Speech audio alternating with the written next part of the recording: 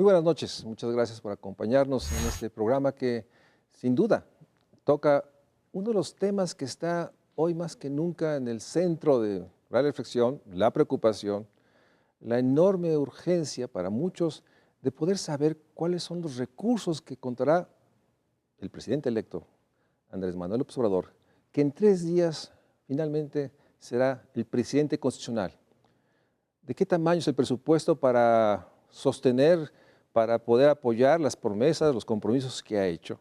Y por eso le agradezco mucho a Héctor Villarreal, Noel Pérez, amigos especialistas que siguen constantemente el devenir, la situación de las finanzas, del ingreso y el gasto, que estén hoy para poder realmente a 15 o 20 días que finalmente se presente el presupuesto, dar un esbozo de cómo están las finanzas públicas, cómo están sus capacidades y poder, en el sentido realmente imaginarnos, dar algunos escenarios del posible presupuesto de Egresos Federación 2019. Antes de eso, quisiera pedirles que me acompañen a ver el reportaje que Canal 11 ha preparado para este programa. Este año, el diseño y aprobación del paquete económico 2019 ocurre dentro del contexto de cambio de administración federal. Al respecto y de acuerdo con lo estipulado en la Constitución Política de los Estados Unidos Mexicanos, el Congreso de la Unión sesiona desde el pasado 1 de septiembre y concluye periodo a más tardar el 31 de diciembre.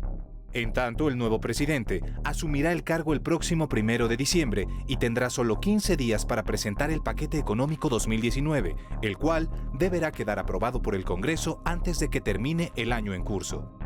Cabe destacar que la reforma político-electoral de 2014 incluyó ajustes en los tiempos mencionados, por lo que a partir del año 2024, el nuevo titular del Ejecutivo Federal tendrá un plazo más amplio para enviar a la Cámara de Diputados su iniciativa de ley de ingresos, así como el proyecto de presupuesto de egresos de la Federación.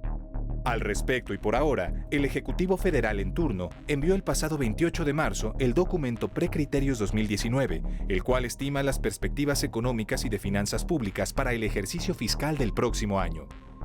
El documento estima que los ingresos presupuestados para 2019 deben ser mayores en 65,000 millones de pesos constantes respecto al monto previsto en la Ley de Ingresos de este año. El gasto neto total debe aumentar en 80,000 millones de pesos constantes respecto al PEF 2018. El balance económico será deficitario en 2.0% del PIB, en tanto que el balance primario presentará un superávit de 0.8% del PIB.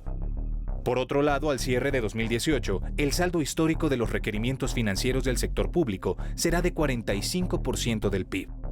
En suma, de cara a la discusión del PEF 2019, la próxima administración deberá ser capaz de determinar cómo priorizar, por dónde comenzar, así como en dónde y cuánto invertir.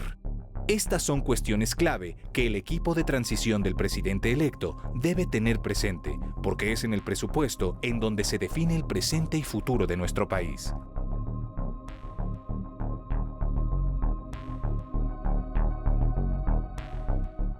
Por eso les agradezco mucho, mucho a los dos que estén para tratar de, en grandes trazos, describir las implicaciones que tiene todo lo que hemos oído. No hay duda, el presidente Andrés Manuel López Obrador ha hecho compromisos importantes, nuevos programas, nuevas acciones, y ha hecho también compromiso de que, digamos, en grandes trazos, los criterios macroeconómicos se van a mantener. No habrá reforma fiscal, no habrá más deuda, se mantendrá de alguna manera la estructura de ingresos, y por eso es muy importante para mí que empecemos, Héctor, ¿cómo cierra el año? Esta presentación que ponemos es lo que tenemos en los precriterios que de alguna manera sabemos. ¿Cómo, digamos, estima se va a cerrar el año en términos del presupuesto? ¿Cuánto dinero entró? ¿Cuánto finalmente será el gasto total estimado que tendrá este año? Para tener una idea de cuál es el piso sobre el cual seguramente en estos 4 o 5 meses el equipo del presidente electo ha estado haciendo estimaciones de escenarios. Ustedes han trabajado muy cerca, saben que hay una enorme cantidad de escenarios y sobre eso están ajustando hacia arriba o hacia abajo. Entonces, ¿cómo nos podría describir este año que está próximo a terminarse en términos de presupuesto? Sí, con mucho gusto. Mira, el año termina con claroscuros. Por un lado, se ha estado más o menos cerca de los ingresos que se estimaban. ISR ha estado un poco abajo, IVA varios meses estuvo un poco arriba de lo estimado, que compensaba. Una de las reducciones importantes que hubo en el año tuvo que ver con IEPS en combustibles, porque el gobierno propició lo que pudiéramos llamar una flotación sucia. Subía el precio del petróleo, entonces de alguna manera Hacienda absorbía parte de lo que hubiera sido el aumento en el mercado recortando IEPS. En las últimas 2 semanas, que bueno, ya no, incluso ya son como 3 semanas con caídas importantes en el precio del petróleo, básicamente ya Hacienda está soltando ese IEPS y diciendo, ¿sabes qué? Yo ya quiero dejar el mercado libre, será decisión del siguiente gobierno qué tanto se mete. Hay un efecto donde te sube los ingresos por petróleo, entonces si tú provocas esta fluctuación sucia, se te cae lo que ingresa por IEPS y viceversa, ¿verdad? Cuando cae el precio del petróleo, tenemos menos ingresos por ahí, pero hay oportunidad de apretar por el otro lado.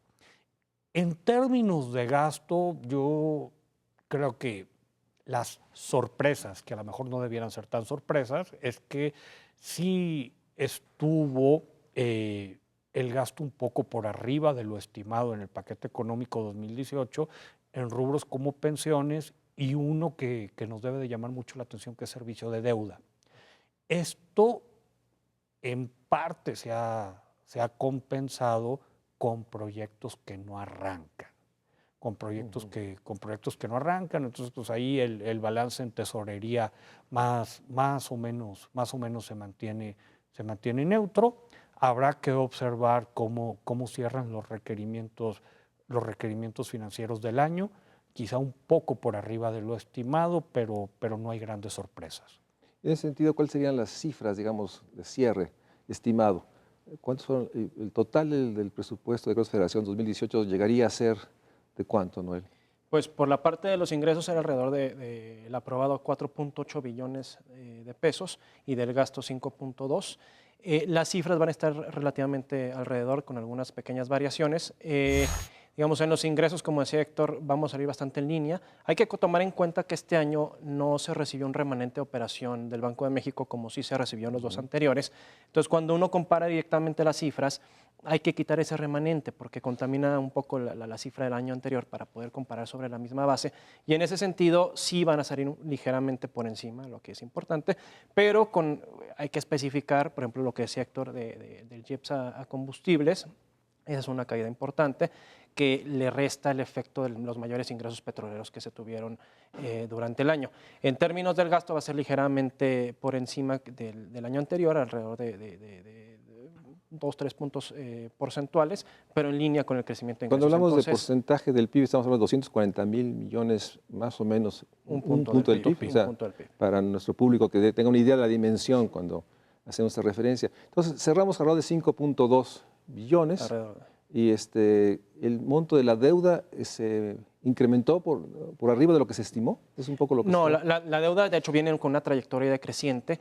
Va a cerrar este año en alrededor entre 45 y 46 puntos del PIB, lo cual está reflejando el cierre de un proceso de consolidación de finanzas públicas que empezó en 2015, se fortaleció en 2016-17 y ya para 2018 se cierra con ese proyecto, con esa reducción. La deuda llegó a estar en su momento en cerca de 50 puntos del PIB, va a terminar en alrededor de 45-45.5, lo cual es muy importante porque da una señal de que las autoridades hacendarias hicieron ese proceso de consolidación en el momento necesario.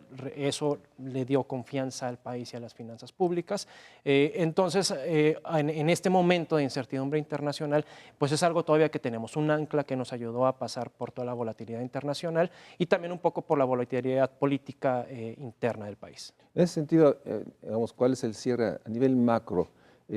La deuda, digamos, se cumplió el compromiso de reducirla abajo del 50% del PIB. En términos de inflación, en términos de, digamos, de otros indicadores macro, cómo cerramos el año con respecto a lo que se estimó? ¿Cómo lo podrían describir? Inflación, la pregunta es bien interesante porque hemos tenido una inflación, si me permites el término, un poquito caprichosa o más persistente de lo que se esperaba. Ya habíamos comentado y se estuvo platicando en los últimos meses que a lo mejor la inflación no iba a caer a esta banda del 3% tan rápido. ¿Qué se fue? Esa es la meta. Sí, ha sido, pero es bien interesante porque es una meta que se tiene que en mi humilde opinión nunca ha sido demasiado bien justificada. O sea, ¿por qué un 3 o por qué en un 4 o por qué en un 3,5? O, Sí. digo, es un valor referencial. Y bueno, de cualquier manera, sí hay una inflación ligeramente más alta de lo esperada, pero nadie creo que diría ahorita tenemos una inflación preocupante. O sea, esta cifra de estar cerca del 5 no debe ser una cifra que, digamos, estamos en una situación de preocupación. Bueno, La última cifra fue 4.7, ¿no? Ya siendo analizada el último un incremento. 4,5, ¿no? Que por ahí se espera. Mira, yo creo que la pregunta es bien interesante porque yo no quisiera decir una barbaridad. Siempre hay que preocuparse de inflación. Digo, primero cuando sientes que está fuera de control. Una, dos, hay que hacer evaluaciones en términos de poder adquisitivo. Hay consumidores que por ciertos patrones de consumo pueden estar sustancialmente más afectados que el número de la canasta representativa y decir, bueno, a ver, ¿cómo que no me preocupo? Entonces, claro que es algo que hay que estar observando. Mi comentario iba de que estamos cerrando en términos de inflación con algo por arriba de lo esperado y bueno, ¿hasta dónde habría una urgencia de volver a ese 3 a como diera lugar? No lo sé, porque ya traemos una política monetaria apretada que también va a tener una serie de efectos, particularmente en consumo. Entonces yo creo que ahí sí hay que estar al pendiente. Y en ese sentido, Noel, los últimos 2 meses, ¿ha habido una percepción de una gran incertidumbre? Algunos usan el indicador de la bolsa, otros es el dólar. O sea, sin duda, la noticia de ayer del cambio del que se había nombrado subsecretario de egresos responsable de hacer este presupuesto, el primer presupuesto, es anunciar su propuesta de que va a ser miembro del Banco de México. Y obviamente eso junto con los últimos eventos. ¿Cómo observas esta parte de...? Porque finalmente hay un piso de elementos de confusión, de volatilidad, que están acompañados del cierre del año. ¿Cómo lo observas en términos de aquellos que están pensando cuáles son los criterios para el 2019? ¿Hasta dónde esta caída de bolsa, este incremento de dólar, ¿es algo preocupante o es producto, digamos, de estos ajustes o estos cambios, ¿no? De que de pronto hay anuncios y se desmienten al día siguiente, pero hay reacciones inmediatas de la bolsa, del dólar, en el contexto también global, ¿no? Porque finalmente un tema que me gustaría comentar es el impacto de la reforma fiscal americana. O sea, eso ha sido realmente un elemento que a veces analistas sostienen, pues que se paga menos impuestos allá. En fin, danos un contexto de este último trimestre. ¿Cómo lo ves en términos de esta volatilidad, como dicen los analistas, que se está viendo en algunos indicadores? ¿Es preocupante? ¿Es un tema que los mercados están ajustándose a los nuevos actores políticos? Sí, es un tema que está transformando expectativas de inversión privada, el incremento de la tasa de interés. En fin, tú dinos cómo percibes este cierre de año, bueno, más bien días antes de la toma de posesión del presidente. Me parece que es un problema que ya se manifestó y ya es una realidad, ¿no? Porque lo que sí subieron fueron las tasas de interés y nos podemos remontar directamente al día después del anuncio de la cancelación del nuevo aeropuerto de la Ciudad de México. Hubo un brinco muy importante de casi 100 puntos base en las tasas de interés y eso ya marca un nuevo piso. No van a bajar, se van a mantener ahí. Estas son las tasas de interés que está el mercado solicitando para la compra de bonos mexicanos. Entonces eso ya encareció el costo del dinero.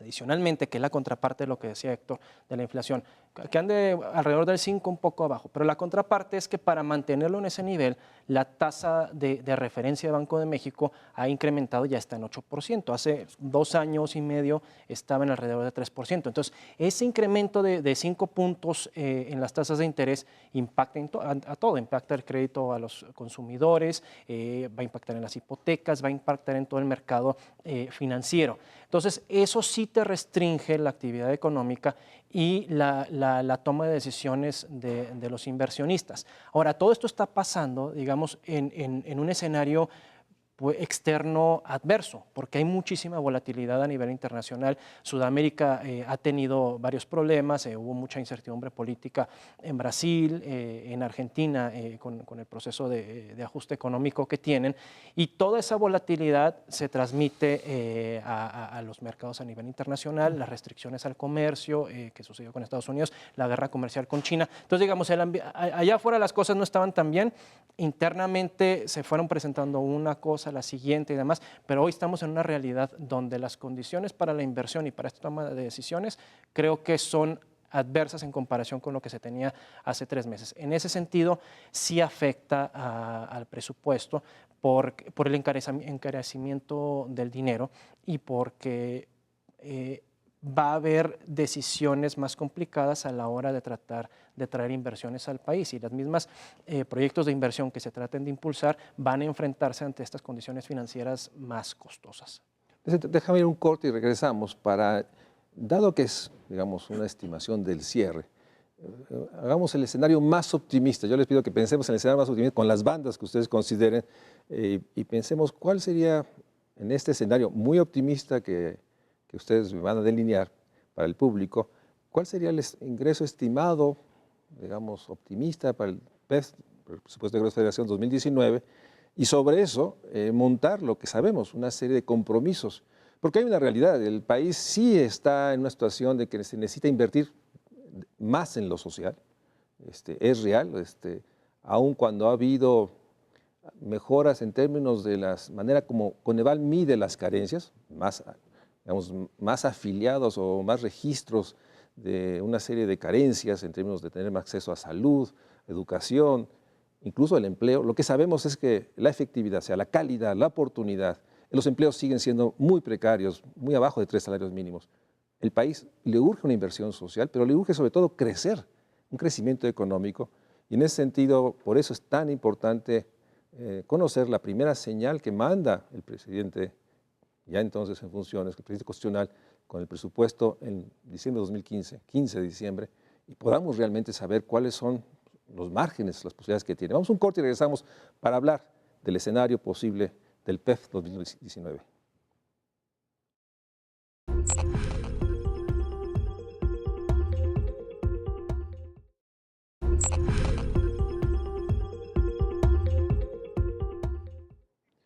Siempre el cambio de una administración nos encontramos a 2 discursos. El discurso del presidente que sale, que busca mostrar que se lograron muchos de sus objetivos, metas y compromisos, y el discurso de los que llegan y que nos muestran que las cosas se pueden ver de distinta manera.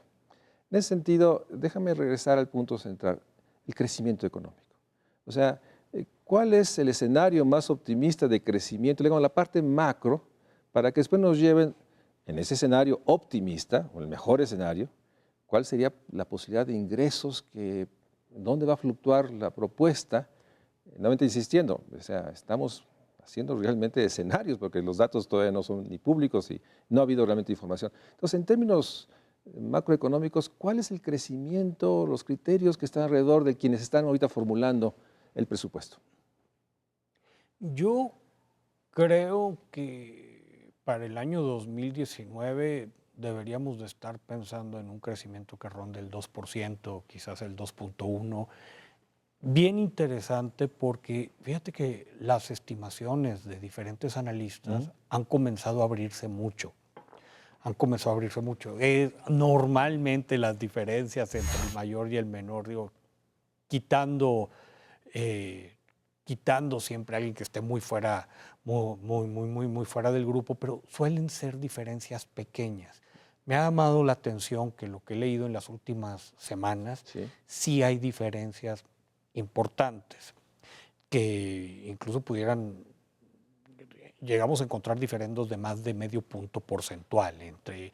Yo creo que algo conservador es estar pensando en un crecimiento que ronde el 2%. Esperemos que no caiga de eso, porque va a ser importante para poder proyectar ingresos. Noel, tú me decías antes del programa que normalmente cada cambio sexenal, siempre el primer semestre del nuevo gobierno, hay cierta reducción del crecimiento y es explicable.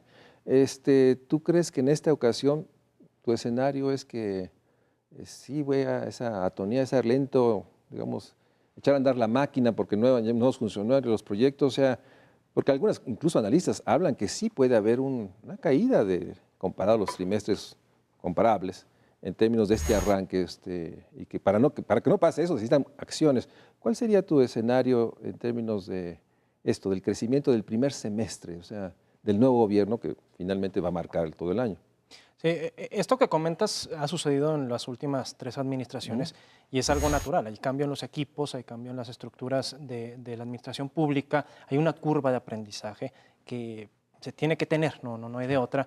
Los proyectos, por más que se quieran arrancar el primer día, pues tienen que contar con una serie, sobre todo si es inversión y pasa por todo el proceso de Hacienda, de aprobación, pues tienen que tener una serie de requisitos, proyectos ejecutivos, hay varias autorizaciones, se tienen que licitar los proyectos, entonces pues no es algo que se logra de la noche a la mañana, pero seamos muy optimistas y pensemos que todo eso se puede lograr durante diciembre para el 1 de enero arrancar. Bueno, en ese sentido, yo sería también conservador, como dice Héctor, me iría alrededor del 2% en el crecimiento, pero yo creo que tenemos que estar conscientes que puede ser menor, ¿no? Digo, lo único que podría impulsarnos, las condiciones internas en el mercado creo que no dan para más de 2, ligeramente arriba del 2%, y lo único que podría impulsarnos es la demanda externa. Sin embargo, tampoco hay un escenario optimista a nivel internacional. En Estados Unidos se está hablando de que ya lleva una fase de crecimiento muy amplia y probablemente pueda venir un ciclo de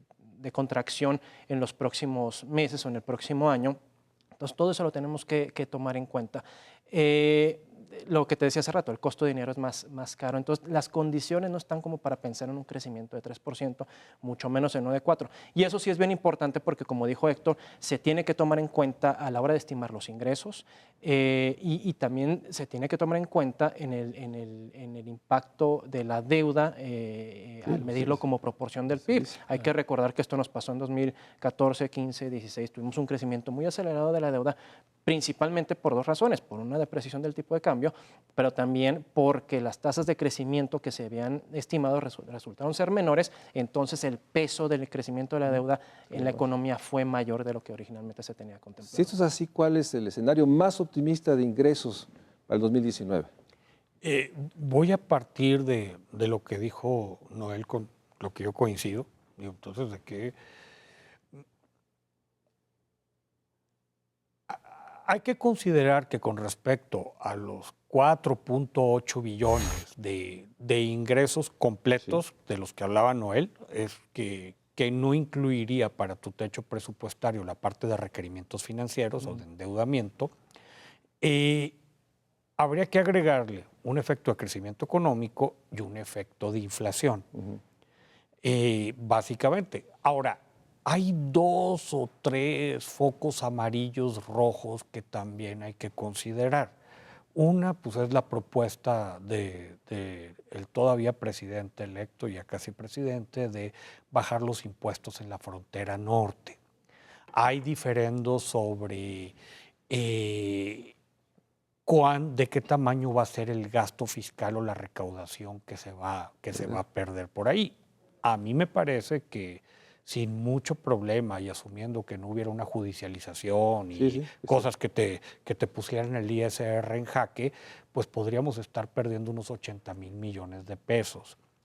También por el lado de ingresos de Pemex, hay cuestiones en la misma operación de la empresa productiva del Estado que pudieran causar reducciones en sus ingresos. Entonces, yo creo que estaríamos pensando en unos ingresos completos del gobierno federal, incluyendo a las empresas productivas del Estado, a los organismos desconcentrados, etcétera. El compromiso de endeudamiento que ha planteado el presidente, que no va a haber más impuestos, que no va a haber más endeudamiento.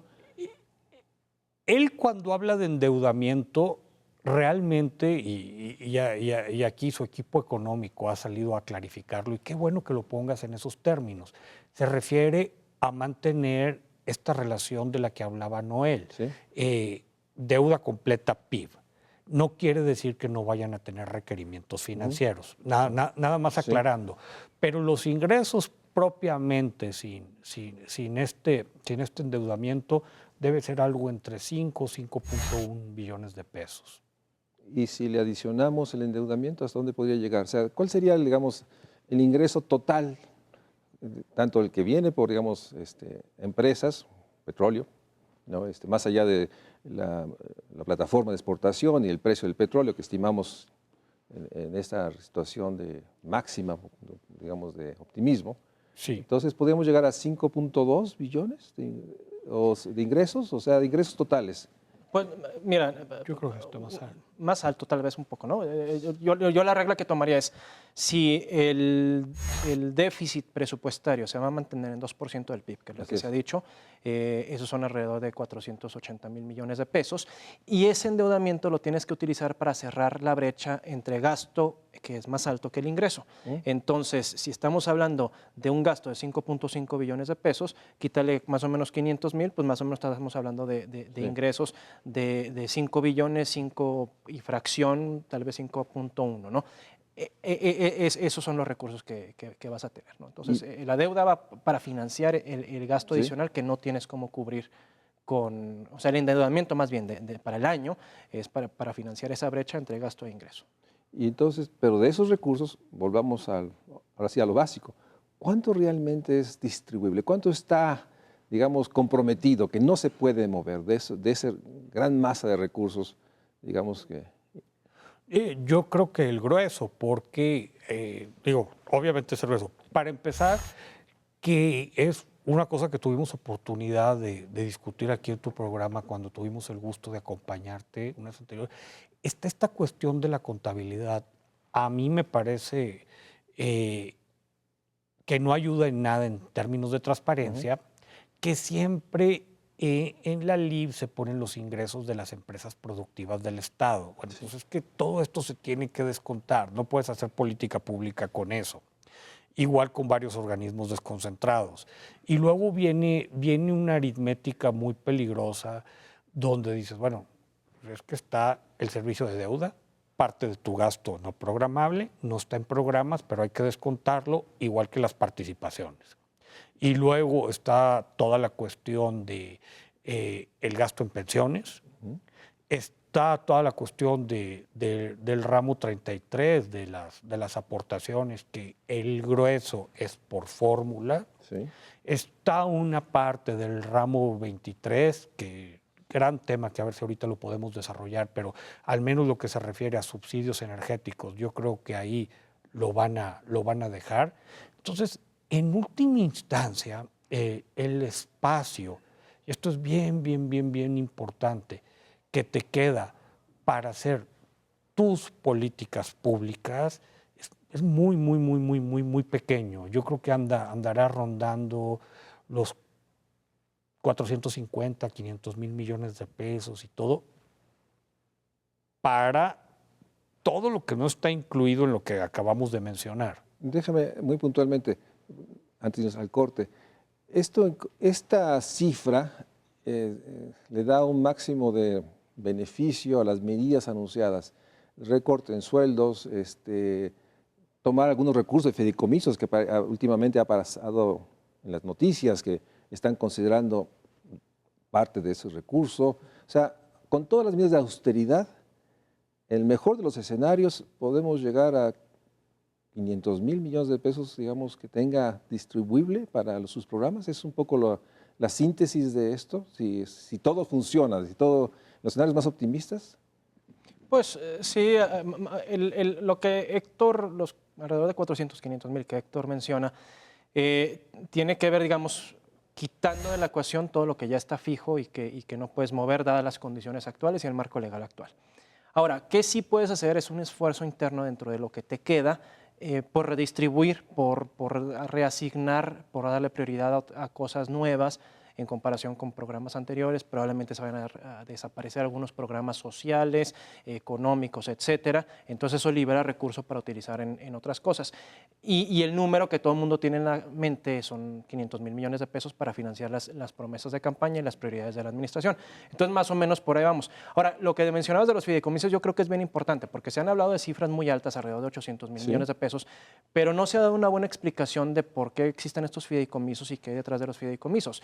Así es. Una razón de que existan fideicomisos es porque el presupuesto es un presupuesto anual y cuando cambia el año no se pueden quedar recursos sentados en una parte que no se ejercieron. Los fideicomisos son una herramienta para tipos de gasto que sí tienen que brincar año o ahorros que tienen que brincar año, se tienen que meter a fideicomisos. Entonces, por ejemplo, dentro de estos recursos, de estos 800,000 de los que se habla, hay que tomar en cuenta el Fondo de Estabilización de los Ingresos Presupuestarios, que tiene cerca de 300,000 millones de pesos. Hay que sumarle el Fondo de Estabilización de los Ingresos de las entidades federativas, que traerá 40, 50,000 millones de pesos, no sé si ya sea un poco más alto, pero vele restando todas esas cosas. Hay dinero del Seguro Popular que también está en fideicomiso, que va para los estados, y si le vas juntando así, seguramente sí habrá algunos fideicomisos que eran unos ahorros, pero no esta bolsas cifra... para jugar, pero no son los 800,000 millones de pesos. Y lo que está en fideicomiso, como los fondos de estabilización, pues no es dinero que se puede ejercer en el presupuesto del año que entra, ¿no? O sea, esos son presupuestos que tienen reglas claras cuándo se pueden utilizar y es cuando hay una caída en los ingresos, ¿no? Es un ahorro, pero digamos, no lo tienes en tu cuenta de cheque, lo tienes en tu cuenta de ahorro. Si y no, esa cuenta de ahorro le vas a llamar fideicomiso, entonces no es algo que puedas transferir nada más así para utilizar al año siguiente. Déjame ir a un corte y regresamos a este tema del ramo 23, que ha sido tan mencionado y me gustaría que nuestro público pueda entender exactamente si es esta partida discrecional que se puede cancelar y ya con eso se suma, digamos, a las prioridades del nuevo gobierno, o tiene algunos, como todo, algunos asegúnes, no es tan líquido, no es un tema que se puede tomar. Vamos a un corte y regresamos para ya empezar a desglosar si ese es el escenario del ingreso total, incluyendo digamos, los beneficios de la austeridad y asumiendo que estos beneficios están, digamos, de alguna manera se pueden contabilizar desde el inicio. Ya entramos después al tema de las presiones de gasto hacia adelante, pero vamos a un corte y regresamos a este tema del ramo 23 que ha sido tan comentado en la prensa y que algunos sostienen que también es nuevamente una bolsa que se puede tomar y con eso financiar las nuevas prioridades. Vamos a un corte.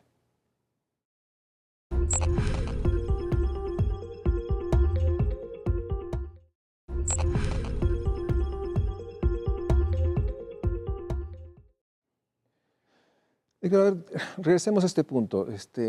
Estos meses digamos, de transición, el presidente ha sido muy, digamos, incisivo en sostener que las medidas de austeridad,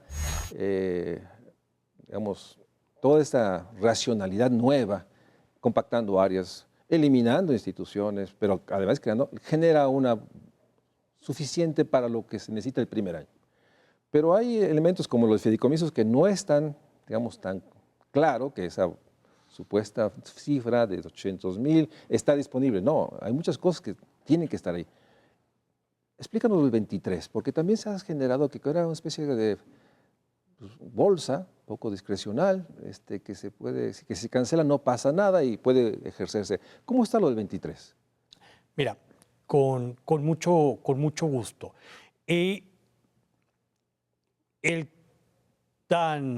Ahora sí que discutido y comentado ramo 23, la cuestión es que tiene dos grandes partes, por llamarles de alguna manera. Una parte importante, que yo creo que no la van a tocar, que tiene que ver con subsidios a energía, básicamente electricidad, que por alguna razón terminó en el ramo 23. Pero hay una parte muy importante del ramo 23, Mario Luis, que tiene que ver con saneamiento financiero de entidades federativas y gobiernos subnacionales. Ahora, yo creo que el mecanismo que usaba actualmente la Secretaría de Hacienda quizás se justificaba, pero a mí me parecía algo desafortunado por lo siguiente.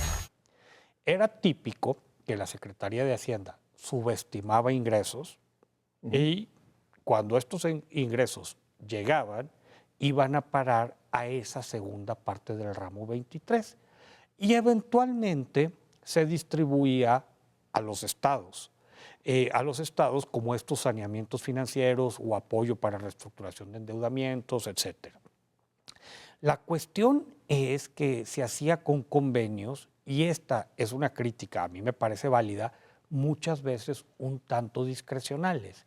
A diferencia de lo que pasaba en ramo 28, las participaciones, o en ramo 33, las aportaciones, toda la estructura interna de esa parte del ramo 23 pues era muy poco conocida. O sea, si tú decías, a ver, yo quiero ver a qué acuerdo se llegó del gobierno federal con Chihuahua, pues no te iba a ser posible.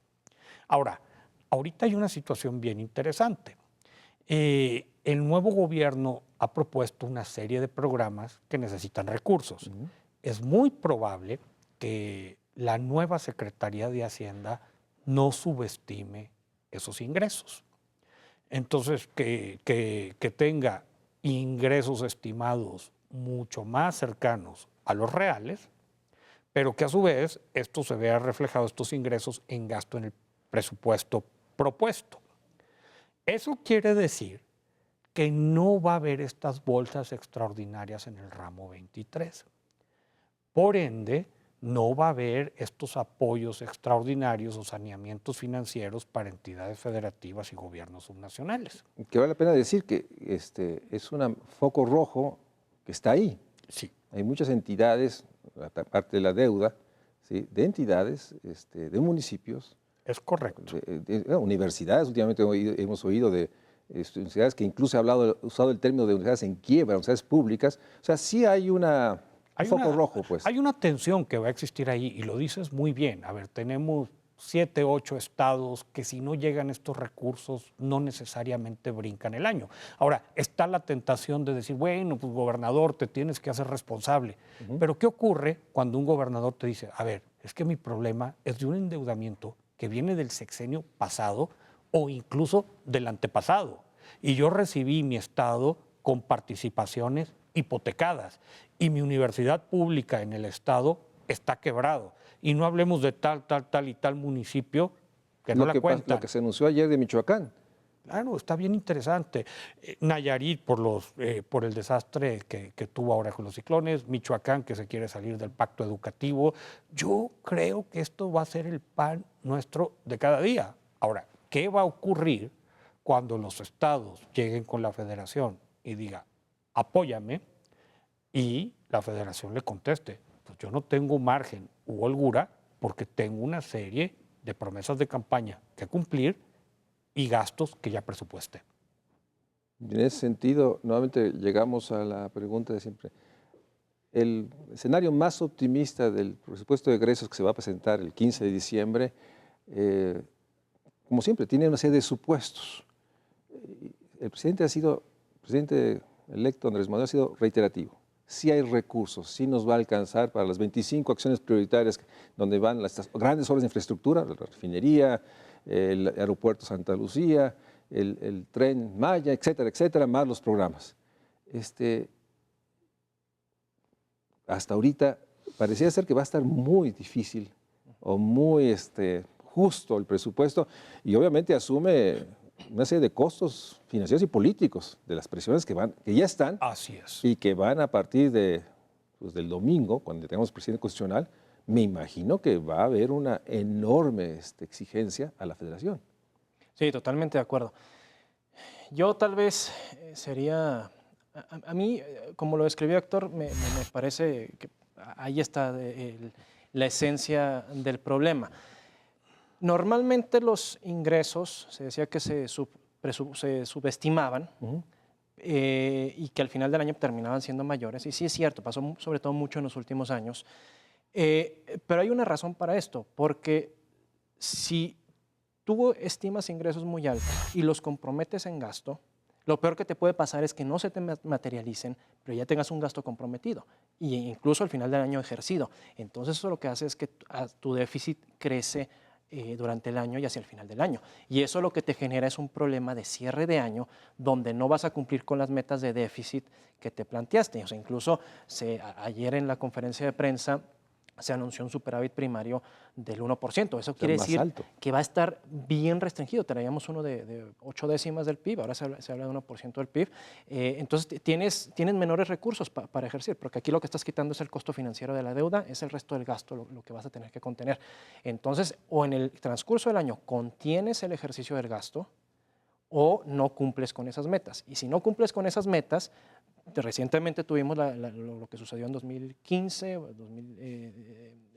que los déficits fueron mayores a lo que se anunció, y eso te empieza a generar problemas con las calificadoras, con el rendimiento, la tasa de interés, ¿no?, que se solicita para las inversiones, etcétera. Entonces es una presión adicional que meterías.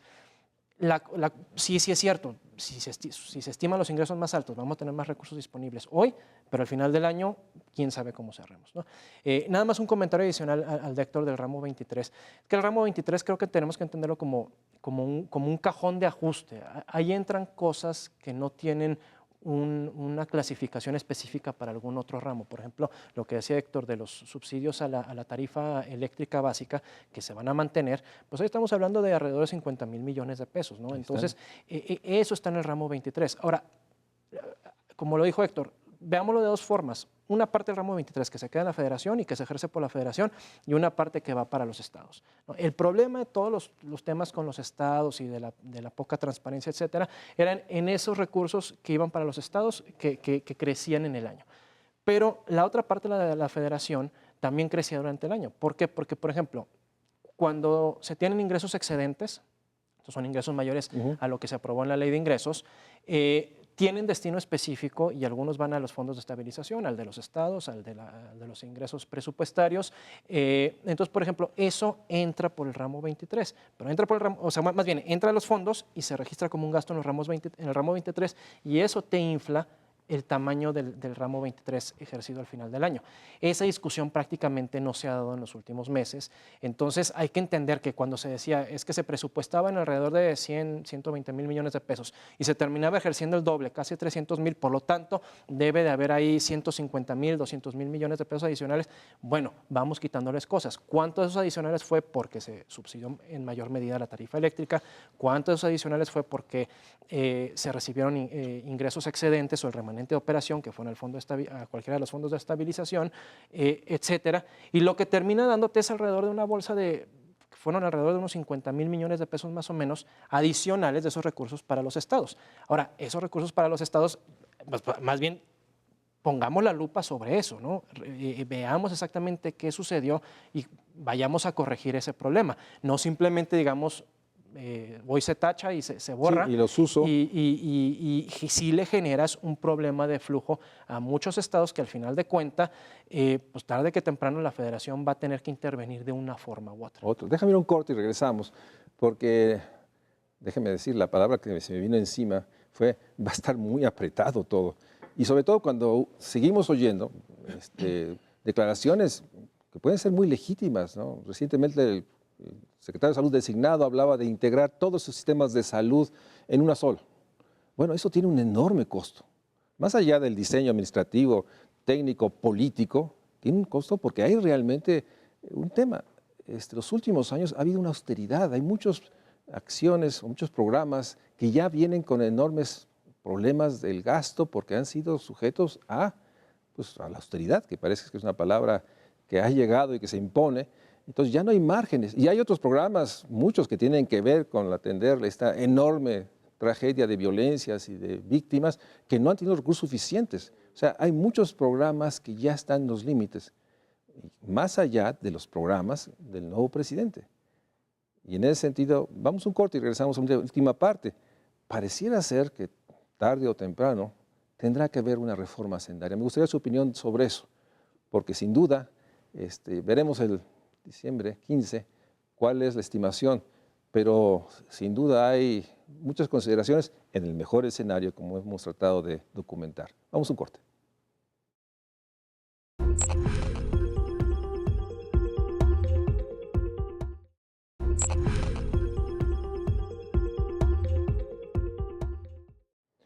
Ante esta realidad, las presiones, porque finalmente los márgenes son muy estrechos como estamos. Las presiones y lo que todo mundo, muchos de nosotros sostenemos, es inevitable una reforma hacendaria, más bien más temprano que tarde, pero las presiones, ¿cómo ven las presiones? Las que ya estamos percibiendo, las que seguramente a partir del sábado van a estallar brutalmente en términos de estados, municipios que plantean pues, una relación diferente o por lo menos que sostenga lo que está. ¿Cómo la ves, Héctor? Complicada. Mira, el nuevo gobierno ha sido muy claro. Vamos a ir a una reforma fiscal profunda. Pero, dicen, no durante los 3 primeros años. Ahí no queda muy claro si están pensando la reforma fiscal antes o después de las elecciones intermedias, pero ese es otro tema. A mí me hace mucho sentido el mapa que han trazado. Dicen, a ver, es que antes de que yo vaya a una reforma fiscal de ese tipo, yo tengo que ordenar mi gasto público, cosa que yo apoyo completamente. Venimos de una inercia donde muchos de estos programas vienen de hace 30 años. Entonces dicen, vamos a reordenar gasto público. Segundo, vamos a proponer un nuevo pacto de coordinación fiscal. Yo creo que este va a ser un tema, la verdad, Mario Luis, que va a ser una convención nacional hacendaria por allá de marzo, abril, de antología. O sea, yo creo que algo muy importante, porque el nuevo gobierno pareciera que está dispuesto a jugar rudo, a decir, ok, tú traes problemas, pues soluciónalos. Y no va a estar sencillo. Un tercer elemento del que hablan, muchas veces descuidado, y qué bueno que también esté en el radar, es la administración tributaria. Yo creo que hay muchas cosas ahí muy conspicuas. Si hablamos de lo que se pierde, por ejemplo, por evasión y por fraudes en términos de IVA y cosas ahí, ciertamente es algo que tú tienes que tener arreglado antes de decir, pues vamos a una reforma fiscal con sabor a nuevo pacto fiscal, y que incluso, como me recordaba un buen amigo en común, Enrique Provencio, este nuevo pacto fiscal tiene sabor a nuevo contrato social. Qué bueno que se esté pensando algo de esa magnitud, pero tendrían que ocurrir todas estas cosas antes, y en el camino hay muchas presiones que van a ser durísimas. Y viene un nuevo pacto federal, digo, nuevamente insistiendo, o sea, se está, más allá de las definiciones de los delegados, no delegados, superdelegados, hay una nueva relación que se está estableciendo. ¿Cómo ves este asunto? Es inevitable, digamos, una reforma hacendaria, y puede ser muy lógico el proceso, ordenar, austeridad, dar fe de una gestión, digamos, transparente, eficiente, eficaz y no corrupta, y para generar los momentos, ¿no? Pero los espacios son realmente estrechos. Sí, porque adicional a lo que Héctor comentaba, tenemos que tomar en cuenta todos los compromisos y las presiones de gasto que ya tenemos encima. O sea, simplemente por pensiones en los próximos 5 años vamos a requerir alrededor de 1 punto porcentual adicional del PIB, ¿no? Si queremos fortalecer la inversión presupuestaria, ahorita están alrededor de abajo de 3 puntos del PIB. La inversión física, que es inversión capital. Sí. Exactamente. Si quisiéramos subirlo un par de puntos más, pues estamos hablando de otros 3 puntos. Por ejemplo, en educación, en salud, vienen presiones muy fuertes. Estabas hablando de universalizar los sistemas. Pensemos en otras cosas en educación, mejorar la calidad, la inversión que se tiene que hacer para eso. Pensemos en las nuevas generaciones que vamos a necesitar algún tipo de capacitación para poder seguir siendo competitivos en el mercado laboral en un mercado más automatizado. Entonces, todo eso va a estar presente en los próximos años y tenemos que empezar a pensar en eso. Si quisiéramos, por ejemplo, en este momento, cerrar la brecha de gasto entre lo que gastan promedio los países de la OCDE y nosotros en educación y salud, necesitaríamos alrededor de otros 3.5 puntos porcentuales del PIB. Le sumemos todo esto que te acabo de decir, estamos hablando de más de 6 puntos del PIB. ¿De dónde sacas hoy 6 puntos del PIB para hacer frente a esto? Pues tienes que hacerlo con una reforma. Ahora, ninguna de las reformas fiscales ha dado 6 puntos del PIB. La última nos dio cerca de 3 con el incremento del IEPS a los combustibles, que no fue una parte de la reforma, que fue un tema de condiciones y de arreglar las fórmulas de los precios. Entonces, pues quiere decir que lo que podamos hacer, dependiendo de la magnitud, los recursos que se liberen y demás, pues no sé si vamos a estar siquiera en capacidad de cubrir lo que ya tenemos encima. Entonces, primero hay que pensar en cómo resolvemos eso para poder avanzar en todo lo demás que viene. Y con un tema, una reforma hacendaria, uno de los escenarios que los expertos plantean, hacer una reforma hacendaria cuando la economía está creciendo. Sí. O sea, hay un elemento que la economía necesita estar, digamos, en una dinámica, porque este proceso de ajuste también tendrá su efecto en el crecimiento económico que implica empleo, ingresos, etcétera. Y entonces el escenario que se viene es un escenario de una enorme complejidad. Y en ese sentido, la pregunta es, ¿ustedes creen a nivel macro, ya vimos la parte micro, para 2020 yo oí una estimación de que este mundo globalizado, las estimaciones de las economías más importantes seguirán creciendo muy por abajo de, digamos, la recesión esta que hemos tenido en los últimos 10 años? Eso está ahí, un escenario, digamos, complicado para el país, más allá de lo nuestro. ¿Sería el planteamiento que ustedes comparten de que, bueno, pues sí, la presión está, pero el tema es, globalmente, sí se va a requerir, digamos, una gran habilidad, no solo técnica, política, administrativa, y un escenario muy optimista? Sí, idealmente uno quisiera que estas reformas ocurrieran con viento a favor, así es, como estuvo la década anterior, con holgura y pues probablemente holgura financiera, probablemente ninguna de las dos cosas se cumpla. Entonces yo creo que van a tener que ser reformas con unas presiones como las que explicaba Noel, que te viene a aderezar algo que ya es complejo técnicamente, que es complejo políticamente.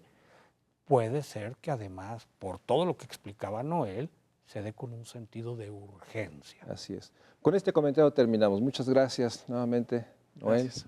Héctor, por ayudarnos a comprender y compartir también, pues digamos, optimismo, esta angustia con optimismo, en términos de que sin duda el nuevo gobierno tiene un escenario complejo, difícil, y que todos deseamos que sin duda se realicen todos los compromisos, pero que finalmente tienen esta subversiva realidad, como dice otro amigo nuestro, Rolando Cordera, está ahí, y una realidad es los ingresos que tenemos para enfrentar los desafíos de hoy y de siempre. Buenas noches, muchas gracias. Gracias.